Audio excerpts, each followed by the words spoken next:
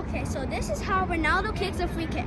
So first, I'm gonna pick any mark from this ball. So I picked the Copa America. Okay. So Ronaldo places it down where the mark is. He's gonna kick it where the mark is.